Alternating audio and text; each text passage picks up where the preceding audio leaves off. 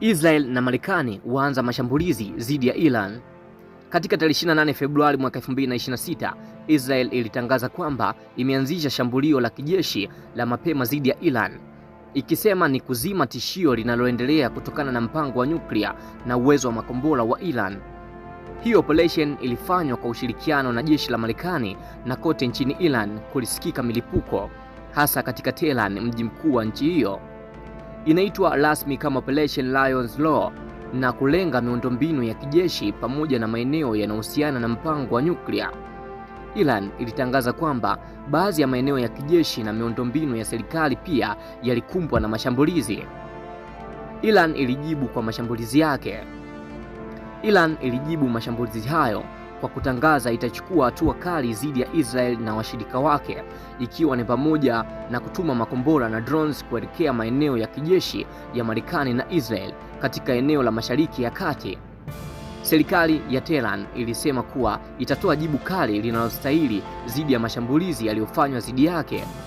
Hali hii imesababisha tahadharisho kubwa na kuibua hofu ya mgogoro wa kikanda ulioenea zaidi, ikizingatiwa umuhimu wa eneo hilo kwa uchumi wa dunia na usalama wa kimataifa. Chanzo cha mgogoro: Marekani na Israel. Israel inalidai Iran ni tishio kwa usalama wake, hasa kutokana na mpango wa nyuklia na uzalishaji wa makombora ya kisasa.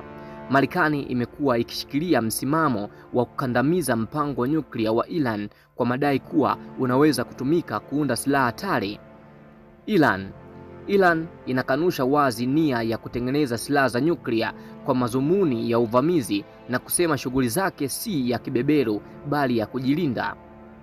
Pia inatafuta kutetea ushawishi wake kisiasa na kijeshi katika eneo la Mashariki ya Kati, hasa kupitia umoja wa vikosi vya kikabila na kisiasa vya karibu.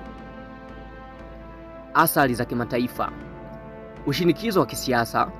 Nchi kama Russia zimekosoa mashambulizi haya zikisema ni shambulio la kihalifu dhidi ya nchi huru na linaweza kusababisha mzozo mkubwa zaidi. Fursa ya majadiliano. Bado baadhi ya nchi na wasomi wanaendelea kuita pande zote kurudi mezani kwa mazungumzo badala ya jeshi. Hatari ya mzozo mkubwa. Kuna hofu ya kuenea kwa vita vya kikanda ikiwa punde ghafla ya makundi ya eneo hilo yanayoshirikiana au kuripotiwa kususia pande hizo mbili. Kwa ufupi,